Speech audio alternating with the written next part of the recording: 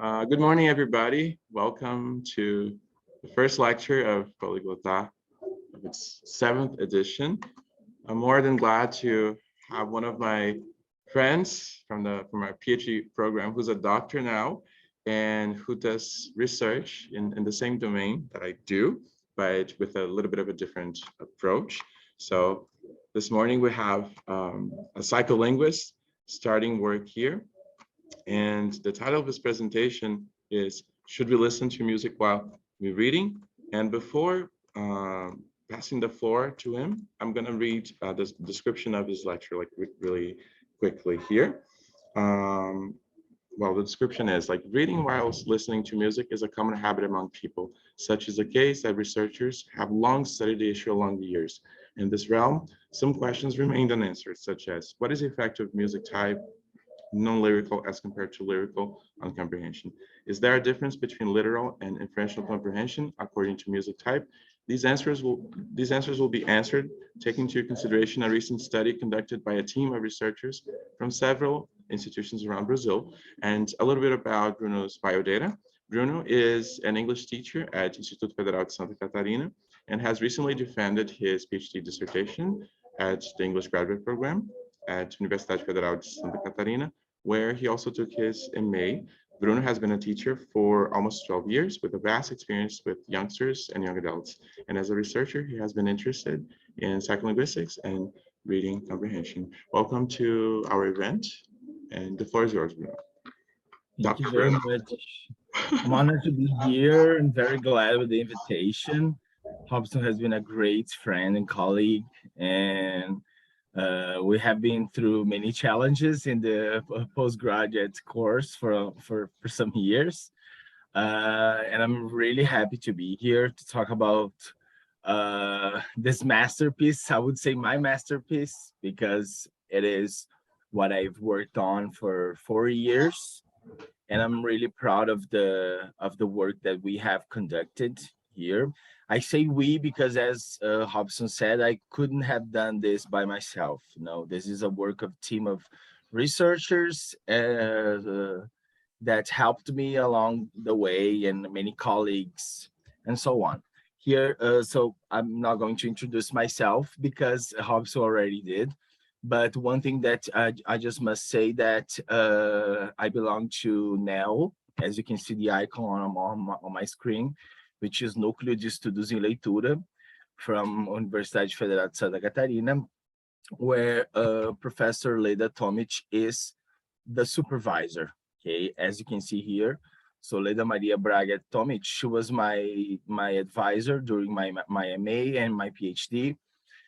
During the PhD, I also had the great contribution of Professor Ingrid Finger from Federal do Rio Grande do Sul, and the technical support of the brilliant linguist and programmer, Davi Alves Oliveira, who was very kind in designing a platform, because this study was conducted online. It was conducted due to the pandemic.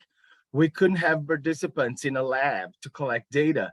So we came up with a challenge. My goodness, well, what are we going to do? So then we conducted the experiment online, and Davi conducted this brilliant work of this platform that will soon be available for other researchers that want to conduct experiments online and for free, which is very interesting because there are plenty of platforms online, you're gonna see that, but then they charge you sometimes per participant, sometimes for time of use. So it's really challenging for us to conduct research in Brazil, especially when we have little or sometimes no funding, and we have to get by, we have to manage how to do this. And Davi, he was a very great supporter of this work. I also consider, and I also tell him that he is an author as well. Anyways, let's get to the chase and go to the presentation. So, should we listen to music while reading? People usually say, "Oh, I have heard plenty of things while I was conducting this study." Some people say, "I cannot listen to music while I'm reading. It disturbs me. Oh, music has to be music that is familiar to me. oh, music with no lyrics. So the answers vary, and it seems like it's an easy answer, but it's very full of intricacies and some very peculiar things that play a great role in this sense, okay? So I'm going to pose some initial questions and conceptualizations here. I'm going to summarize some studies. I'm not going into details because this is not my focus today. I'm going to talk a little bit about my studies, some methodological issues that they had implications in my study and they have implications in real life. Because one thing that I try to do in this study is that I try to simulate what we do actually in real life, you know? So this sense of ecological, I know that I work in psycholinguistics and sometimes things are very controlled. The environment is very controlled, but then somehow I try to bring a little bit of, okay, this is something that people would do in real life. So let's try to simulate this, you know, in a more, I know it's hard, but we try to do this, okay?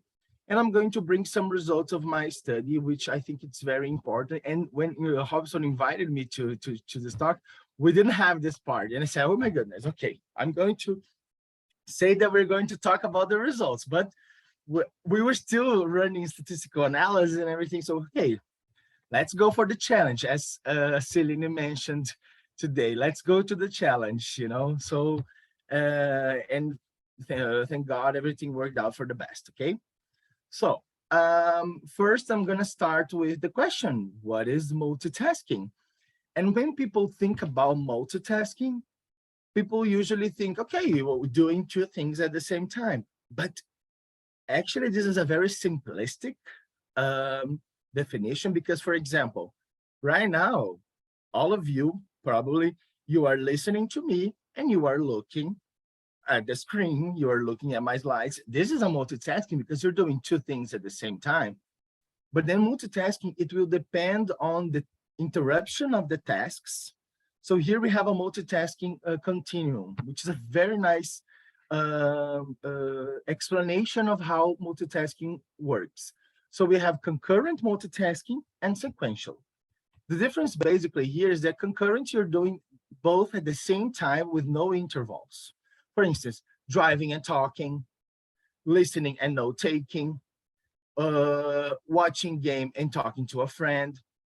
And one that I like to use as an example is, which is a very common habit, people driving and texting, looking at their phones, which is very problematic if you think about it, because you're using the same source for both.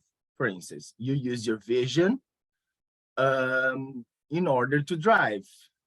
And at the same time, you need your vision for reading the message or looking at your Instagram feed. So it is very challenging for you to be able to do both tasks at the same time because they're using the same channel. They're using the same resources in cognitive terms, and they're using the same, the same, as I said, sense, okay? And then we have the sequential multitasking, which you have some short intervals, for instance, writing a paper and reading email, for instance. Are you writing something? You interrupt and go do something else. You have some sort of interruption, for instance, while you are listening to a talk, you get your phone and then you look at your Instagram feed. This is something that somehow has this sequential type. And the sequential multitasking is usually very detrimental in terms of time execution because we take longer to do the things that we would take less little time or less time than usual. For instance, if you are, I don't know, cooking and talking to your friends or talking to your kids or setting up your kids for school, of course, your cooking will demand more time or you will, this task will take longer, okay? All right, so we have this definition. In this work, I use the multitasking as a concurrent sense. Because when I reviewed the literature, I found many studies that they dealt with multitasking in this sequential manner. So people reading and texting. Of course, you stop reading, you interrupt reading, and you go text. So you have the sequential. It's not the same time as, for instance, I'm listening to a song that contains lyrics now, and I am reading at the same time. I have two language tasks that are competing for my attention in terms of cognitive resources, and these cognitive resources, they are competing for like processing. For instance, I have to process the input that I'm reading, and I have to process the lyrics. Oh, but you can ignore the lyrics. Okay, but this is, so we have this executive functioning at the same time. So, but in terms of cognitive resources, this is very demanding. This poses a load on people. And one of the main variables that I investigated in the study is a working memory capacity. If you heard about working memory, is this now arena of processing. For instance, if I ask you to tell me how many windows are there in your house, and then in order for you to answer to this question, you are probably going to stop and start going around your home, counting the windows mentally, all right? So this is your working memory working. Your working memory trying to recall some information from long-term memory in order to answer to some real-time task, right? It is this problem-solving arena, let's say. When you are reading, you highly use your working memory for processing the input. So you process vocabulary, you process sometimes the sounds of the words, depending on the, for instance, if the words are too hard and maybe you're not familiar with them, you might go through the phonetic source as well. You have to make inferences. You have to connect with what you already know, with previous readings, previous experience. So reading per se, and this is, we go into a touch that people say, oh, reading and listening, they are passive skills. And us in the field of reading, we highly disagree with that, because reading is far from being passive. It is an interactive process in which we interact with our background knowledge and people interact with their, and the text brings information. So it is this exchange of information. It is this interaction per se, okay? So reading only alone, it is already a very complex process. So imagine that you are reading and doing another language task at the same time, okay? So you have, your resources might be limited. You might pose a working memory burden in the sense, oh my goodness, too much attention for doing both things, okay? So it's a very common arena of investigation, working memory and reading, okay? All right. Here, I have some studies that I reviewed, okay, and trying to answer the question, why study multitasking? So, in studies by Buchweitz and Cho and colleagues, 2014 and 15, we found that reading performance may decay both in the primary and secondary tasks in multitasking. So, multitasking would be like detrimental not only for the primary task, but also for the secondary task, okay? I always like to use this example. I'm a huge fan of podcasts. I became a fan of podcasts during the pandemic. I think a lot of people, because podcast is like that. Either you love it or you hate it, okay? We have this, it's very polarized. And I started listening to podcasts during the social isolation. And I like to listen to podcasts while I'm doing housework, cooking, or washing the dishes. But then if I'm listening to a podcast and then I decide to check my phone for messages, I instantly get distracted into the information of the podcast because I'm switching tasks. I'm doing this sequential I'm doing a concurrent multitasking and a sequential at the same time. So you see how tricky this is. And it might be detrimental for both, but you switch between tasks, okay? And then we have some studies that yielded mixed results. For instance, the effects of instant messaging while you're reading while reading, multitasking did not affect the actual comprehension, but task execution time.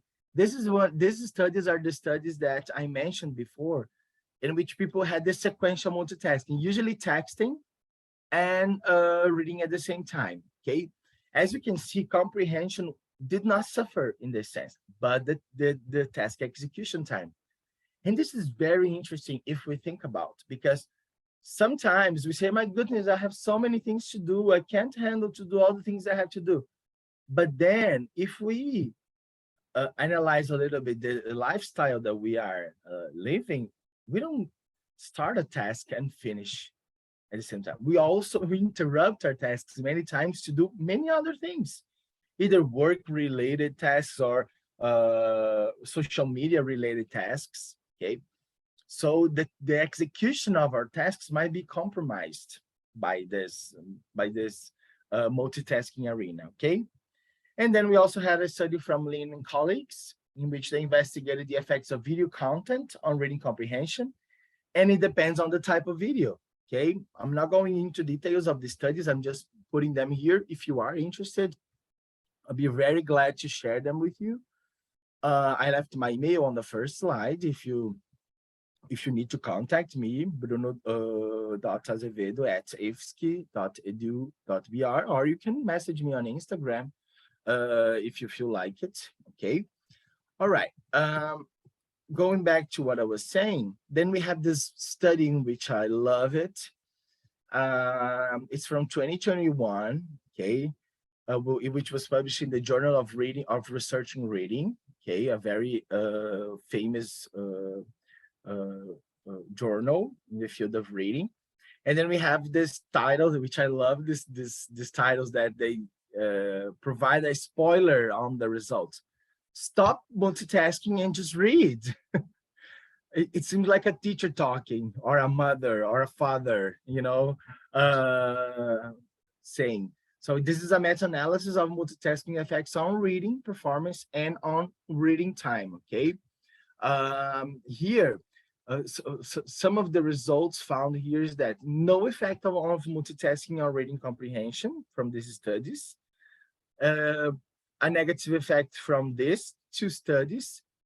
One indicated a benefit of multitasking, and mixed results. Therefore, this author, Virginia Clinton-Lissell, she decided to, okay, what she found, and some things that she starts her article with, like, multitasking during reading is a commonplace. Okay, we do that. We cannot deny that. Human cognitive resources are limited, as in terms of working memory, as I mentioned. Many studies exist on reading while multitasking, but we have mixed results.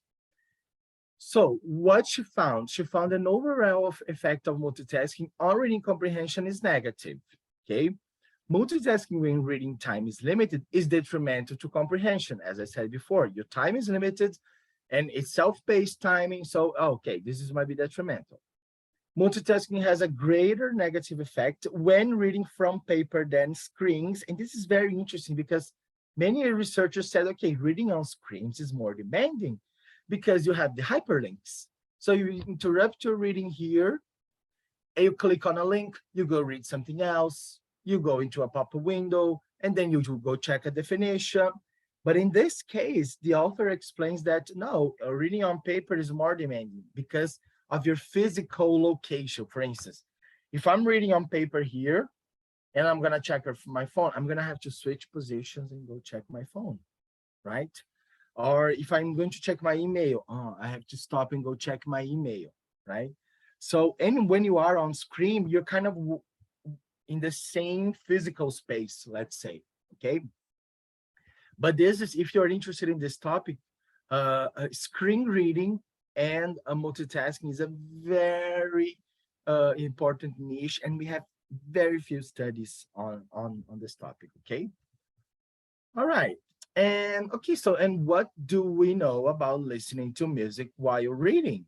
Okay, what exactly do we know about this, right? We know this started back in 1993 with the Mozart Effect. Yeah, I don't know if you're familiar with the Mozart Effect, but it is that that piece of investigation in which people said, some researchers said that if you listen to Mozart, and one specific piece of Mozart, I don't recall the specific piece now. If you listen to Mozart, you're gonna have enhanced cognitive skills. So Mozart kind of boosts your cognitive system, okay? And then many studies set out to investigate this issue. Okay, let's investigate the Mozart effect. And then we have studies on the effect of speech, noise, and music, in very interesting studying these effects of noise. For instance, you're reading and then there's some background noise or TV noise in the background. Then we have a study of differences that instrumental and vocal music made in the serial or verbally presented digits from Salame and Baddeley. And Baddeley is one of the most influential names in working memory. In fact, was the guy, when you talk about more working memory, you have to talk about Baddeley, Alan Baddeley. It was kind of automatic. And in this sense, lyrical music was more disruptive in relation to instrumental music and silence. Okay, so then this study was one of the most influential. Okay, here we have a very important finding. Let's go into this instrumental and lyrical music. And when I say lyrical, I'm not talking about the genre. Okay, lyrical music. No, I'm talking. In Portuguese, we say música lírica. No, that's not it. Lyrical music and music that contains lyrics, okay? And then we have this study from, an eye movement study from Johansson. Oh, one thing that I started and I didn't finish my idea. Sorry, guys. The Mozart effect. In the end, I don't recall the year of this meta-analysis, but researchers they found that this Mozart effect was just due to arousal. You know, just music was okay. Because music has, and one important finding of my study, actually a finding that we had on our questionnaire in the end of the experiment, is that people use music as a reward mechanism, as an emotional aspect. And many participants, they said, I listen to music while working because working is working. And sometimes working is not something fun.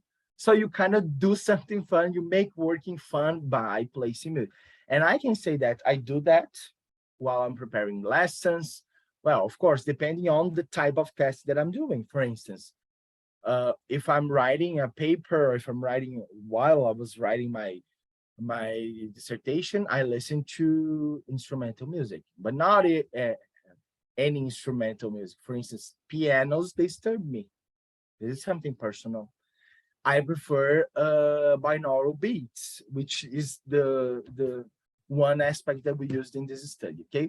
So the Mozart effect was something that, okay, they found that is just arousal. Actually, they didn't have like, oh, you had your cognitive functions boost. No, that's not it. I'm going to skip this one because I want to go into this other study, which is very important. The impact of background music on adult listeners is also a meta-analysis from 2012. It summarizes the impact of background music. And the authors, they found that listening to background music seems to interfere with reading and memory tasks, but it seems to have positive effects on emotions and especially motor behavior, such as sports performance. And this is amazing, guys. I read many articles and I love to, so this is something that you should try to do it. When you're going to the mall, when you're around the mall, and you go to the, I'm not gonna name the stores because I'm not being sponsored by any of them. I'm working like a TikToker now. Okay, I'm not saying the name of the brand unless they get me paid. But there is one specific store which they sell young people clothes that if you go into the store, it's very perfumed. You have a very nice sense, so it triggers your olfactory system. And the songs, it seems like you are at a party. They are very upbeat songs, very nice tempo songs. And then I read some studies that this induces consumerism. because this upbeat song gets you going. Okay, let's shop, let's spend money. So this is not just casual songs. It's actually on purpose. They're not gonna put Luisa Sonza's Penhasco in a store, otherwise people will cry instead of shopping. Okay, so depending on the environment you are, a song has an impact. Another thing is at the gym, if you go to your Spotify or Apple Music, you have tracks for running, tracks for working out, tracks for working out hard, tracks for CrossFit. And then, okay, because they boost your, it gets you going. This is very interesting to consider. And this study also found some very interesting things that I considered in my study, is that reading might be more disturbed by one kind of music than another. So more by vocal music, in this sense, lyrical music, than instrumental music. More by jazz music than classical music. This is very interesting. And the effect of music tempo, meaning the beats per minute in the song, they might be moderated by the kind of music played. So this is something that I considered in my study. So if you have a very slow song with a slow tempo, like the beats per minute, this song might not be as disruptive as like a song with a very upbeat music, a very pop, very Madonna upbeat, let's call it, Lady Gaga upbeat. So these songs, they play different roles in processing, okay? So some of the issues that I considered in my study, the tempo. So studies, they show that from 100 beats per minute to 120, it's called moderato. So this will not interfere in the processing of reading, okay? The loudness. In my study, it was very hard to control for volume because my participants, they were in their homes, in the works, I don't know. So what we did, I said to the participants, place the song at a comfortable volume for you, okay? And whether the song is instrumental or lyrical. And as I said, fast and loud music disturbs reading, okay? And there's a study, which is one of my favorite as well, Auditory Distraction During Reading, a Bayesian meta-analysis of continuing controversy. These researchers, they bring some very nice auditory distraction theories. I'm not going over detail of each one of them because they're very dense, but they are very interesting if you're interested in this topic. I'm just going to summarize the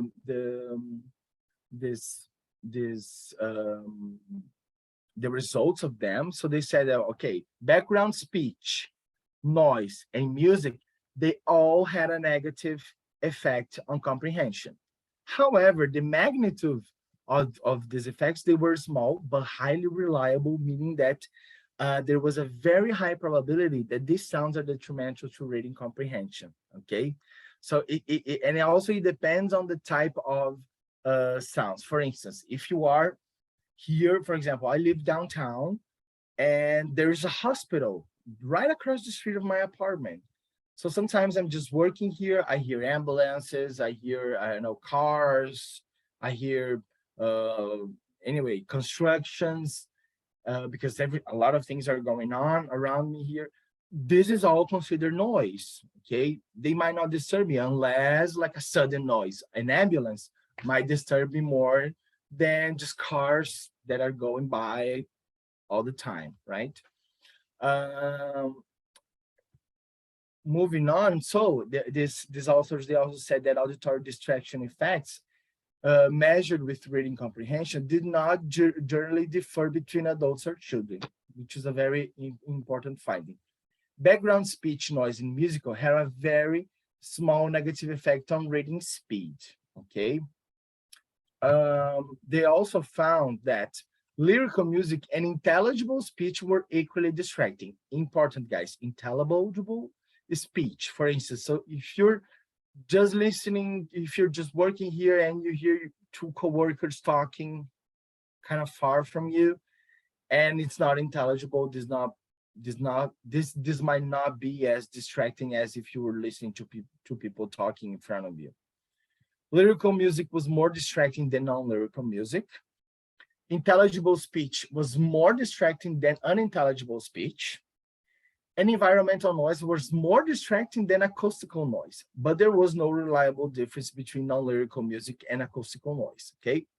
So, and then I added this sentence here, which was, the cherry of this cake. The presence of language in the background sounds is the strongest contributor to auditory distraction, okay? All right, so some aspects that I consider, how am I in time, Robson? I clocked here, I have 25, I'm going for 25 minutes, okay. You let me know if I'm, so what were the general objectives of my study? To investigate whether listening to lyrical music interferes in literal comprehension, inferential comprehension, and idea recall of my participants, okay? And they were all proficient bilinguals in this sense. We also checked for working memory capacity, and here when we talk about working memory capacity, we're not trying to label people with smarter and not as smart. No, it's not that. Because we know from the literature and from previous studies that people with lower working memory resources, they are more strategic and they cope with the task demands because they find ways to surpass the limitation. And sometimes participants with higher working memory capacity, they have poorer performance because this task might not be as demanding for them, okay? So we had two groups of participants, okay, between subjects. So the participants who were in the control group were not in the experimental, okay? So the control group here, it was not reading in silence, okay, which would be a pure control group. No, my control group was reading a hypertext while listening to instrumental music. And by instrumental music, I'm talking about binaural beats, okay? As you can see the description of the Spotify playlist, it says, enhance your concentration by traveling through different brain wave frequencies until you reach a peak awareness in, and they go on, okay? Personally, I really like binaural beats for doing this task because it helps me focus. In the experimental group, we had participants reading while listening to lyrical music. And then we chose two songs from this today's top hits playlist. The songs are Levitating by Dua Lipa, which is 103 beats per minute, and Save Your Tears from The Weeknd, 117 BPMs.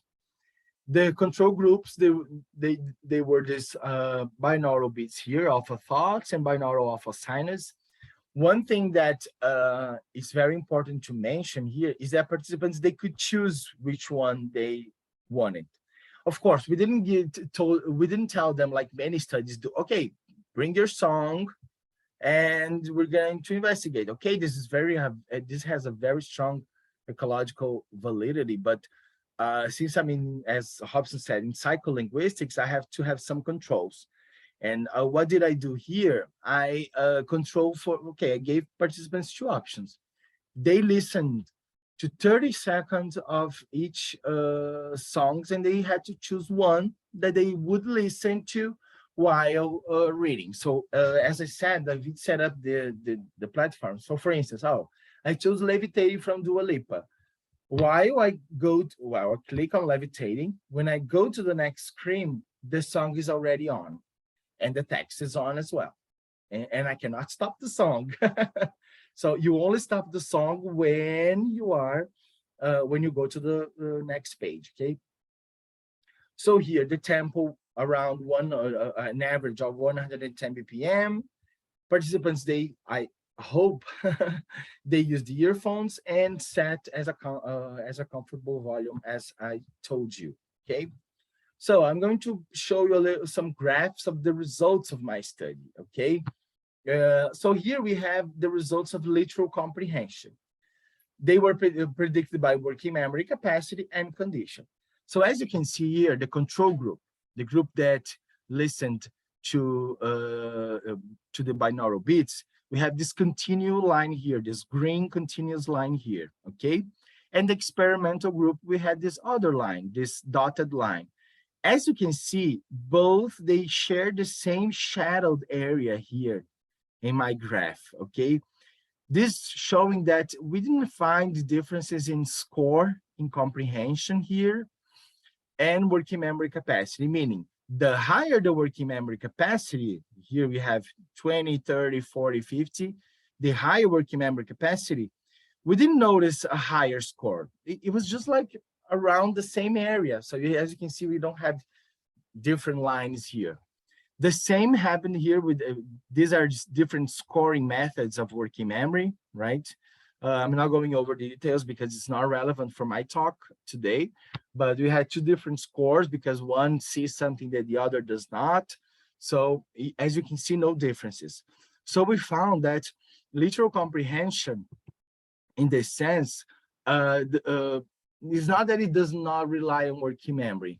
It means that most of the things, they are so automatized, for instance, and when I talk about literal comprehension, I'm talking about decoding, okay, which is making sense from this printed code for some phonological processes whenever necessary here, extracting what is explicitly stated in the text, some grammar issues, okay, the syntactic issues. So literal comprehension, and I must recall you that my participants, they were proficient bilinguals. So they had lots of vocabulary knowledge and their grammar structures, their syntactic structures of the English language, they were already consolidated. So this means that the participants, they had more cognitive resources in order to make inferences. Oh, connect this with previous text, come up with the main ideas of the text, okay? So this is the thing of literal comprehension. However, in inferential comprehension, and when I talk about inferential comprehension, guys, I'm talking about something that is not explicitly stated in the text. It is on the text, but it demands participants to connect across text parts, that they relate with their background knowledge, with previous readings. Therefore, it is a more demanding task.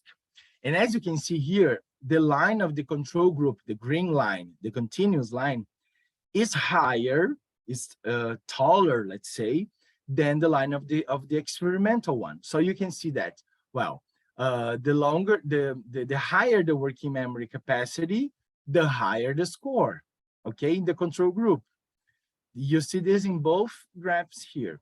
And we have this dotted line here, okay, that in the experimental group, we had some differences. Here, the line is descending, okay, showing a very opposite effect, which is very interesting to notice.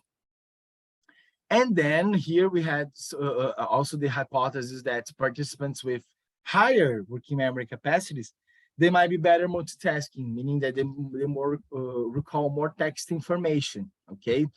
And very interesting is that we found that participants, they recalled more secondary ideas of the text, meaning those supporting ideas to the main idea, and they recall details. And then I was very surprised by this. Because how come you remember details of the text and you don't remember the main idea?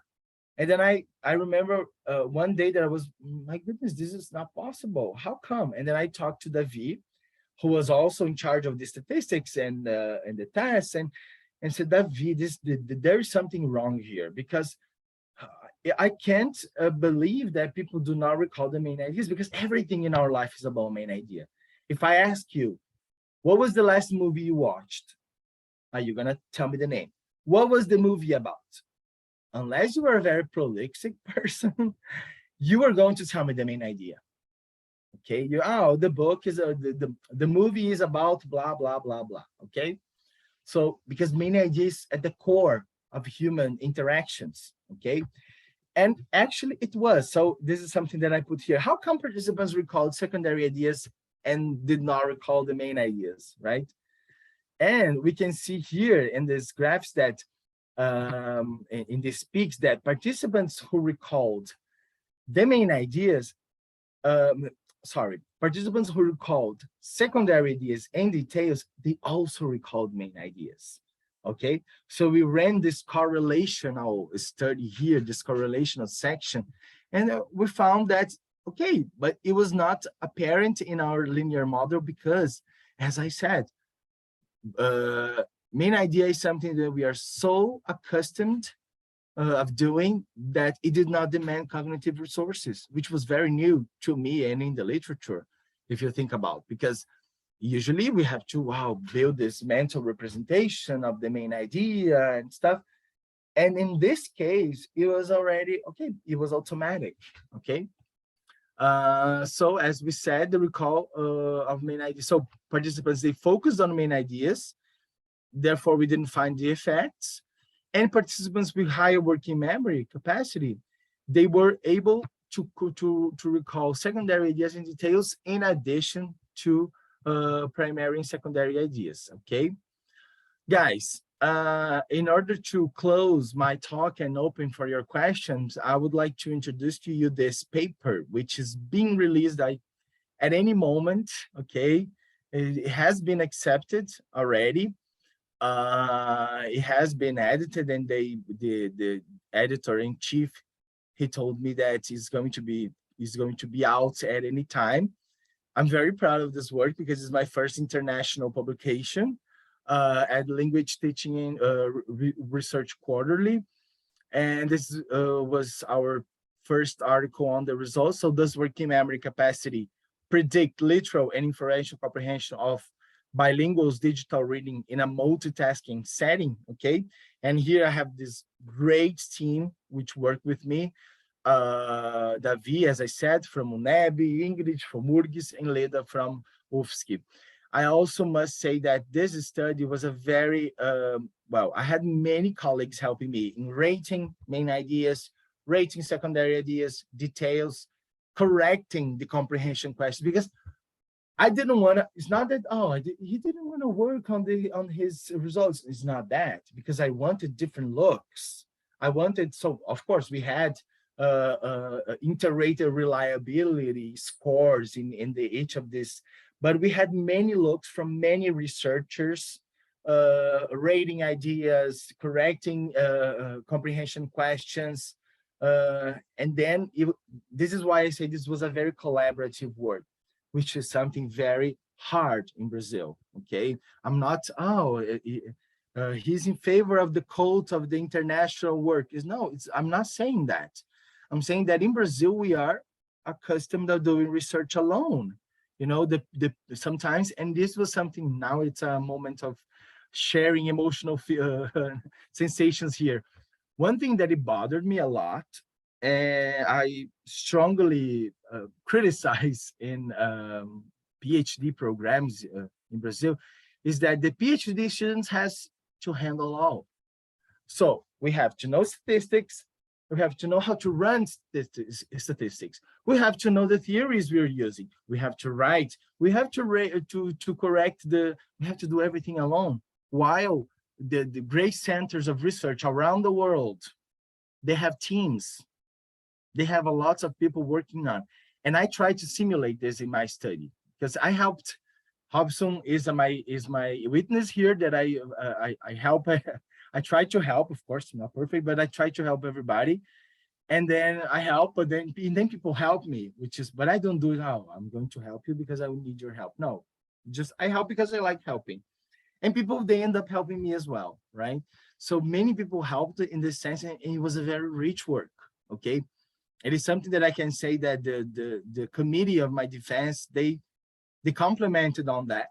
They said it was something that is very hard to see in Brazil, you know, this collaborative work, and I'm very proud of this. I think this is the one of the main human parts of my research, other than just pure hard science, right? That we have to work as teams. We shouldn't isolate ourselves, okay? So if you are interested in reading more about it, in a few days, I believe, we're gonna have this paper published, okay? I'm very suspicious of saying, but this paper is beautiful. I loved it. It was very well thought, very, we had four hands, there's four authors here. We have four hands on the text. You know, it's not those texts that I just put my advisor's name. No, we have four hands working on it, okay? Which was a very beautiful work, and I'm very proud of it, okay?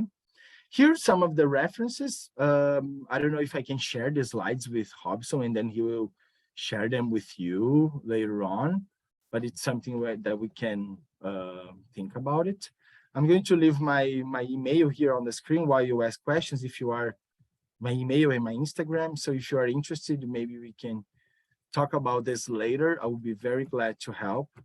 Maybe if you like my work and would like to call me as a co-author. I also love being co-author. Okay, so I think that's it. Thank you very much, guys. Thank you so much, Bruno, for your wonderful presentation. And I can't wait to read your Chef Kiss article. So just let me know when it's like out there in the world, because it kind of like has an interface with what I do, but of course with like different perspectives.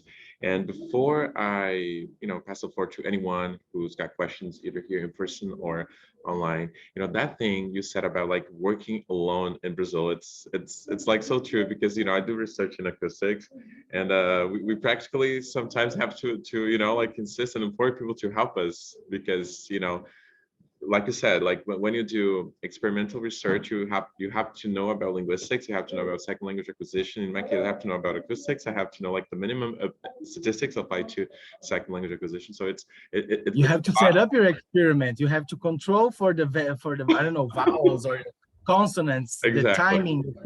My goodness, you have to be a Superman.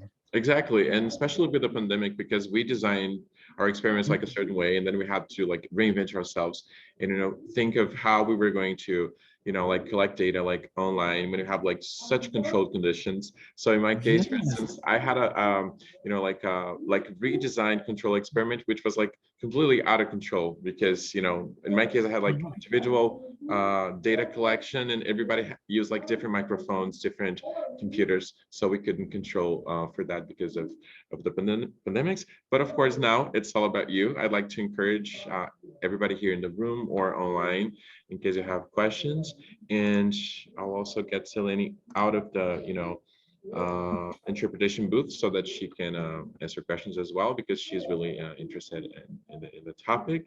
I don't know if Selene is out there already. Aqui. Alô? Yes. Sim, estou aqui.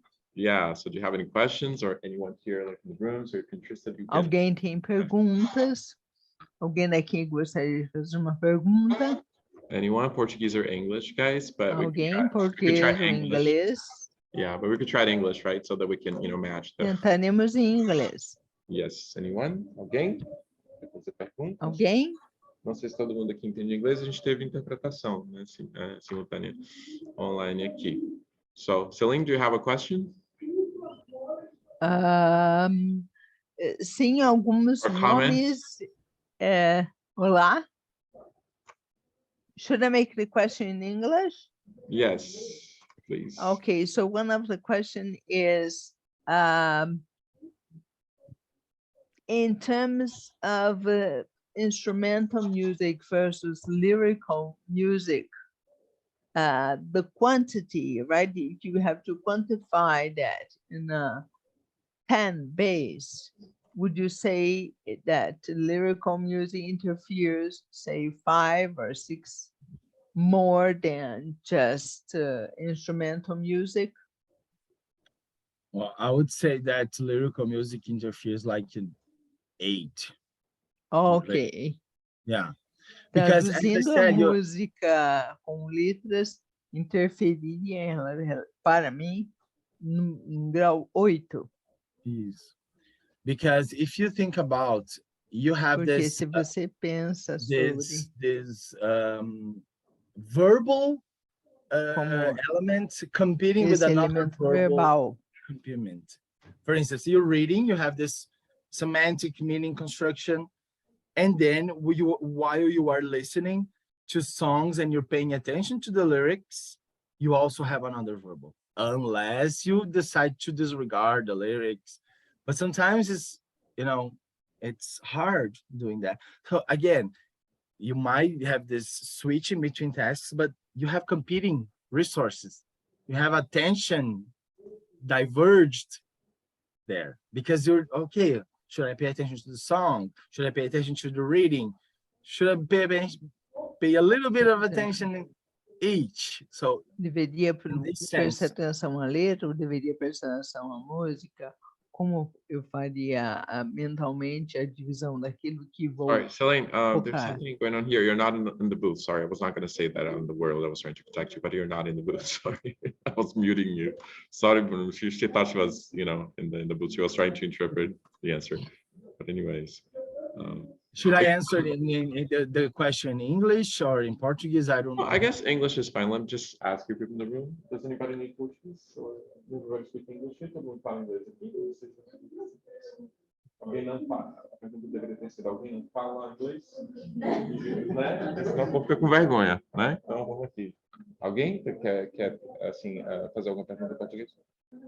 Ok. What criteria did we use to select the target people, and if you consider aspects like gender, age to processing? Okay. Could you hear that, Bruno? Was that like No. too?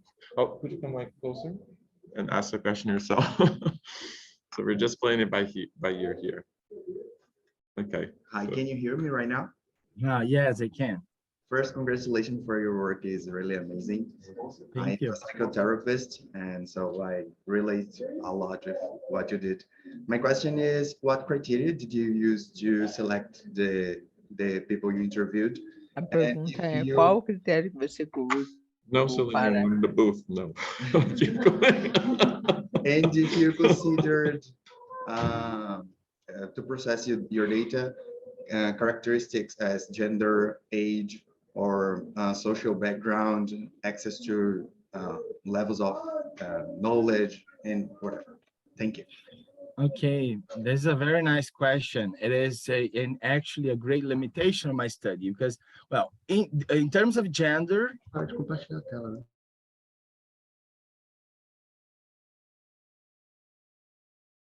can I go on? No. Oh, sorry, Bruno. I just put the mic here. Para de compartilhar para Yeah, you can stop sharing the screen so that, you know, we can see like everybody here. Okay, so do you want me to stop sharing my screen? Yes. So that we can like see everybody like online. Yeah. All Thank right. you. Great. Okay, so you were saying? Yeah, so I was saying that, for instance, for gender, something that I didn't want to control because I didn't want to go into detail of in terms of gender, you know, because we have this female and Em relação male a gênero, in terms of cognitive resources. em relação I a didn't want to recursos go into cognitivos. this issue. Okay, so it's something that we explain in the work that we did not control for that. The other thing is that you asked about age, right? The participants, and this is something very interesting because our participants, they had from 19 to 60 years old. And one thing that I actually failed to look at is that people in their 19s, they process different from people in their 60s, right? Because we have different, for instance, our brain is not matured, or the frontal lobe, which is where the executive functioning happens, is not matured until you're 25, right? So people in this gap of 19, 18, and 25, they might have differences in terms of processing from people like in their 30s, 40s. And this is something that one of the members of the committee, she pointed out, and I said, my goodness, you're completely right. It's something that we lack doing, but I also use the excuse that you cannot control for everything. You cannot look at everything. And if you read the work, we control for a lot of things. We checked for a lot of things. About the social background, very interesting, your question. One thing that I did not mention here is that our study, when we investigated bilinguals, we did not take the traditional view of bilinguals in terms of proficiency. No, we consider bilingualism as a spectrum of linguistic experiences that shape cognition.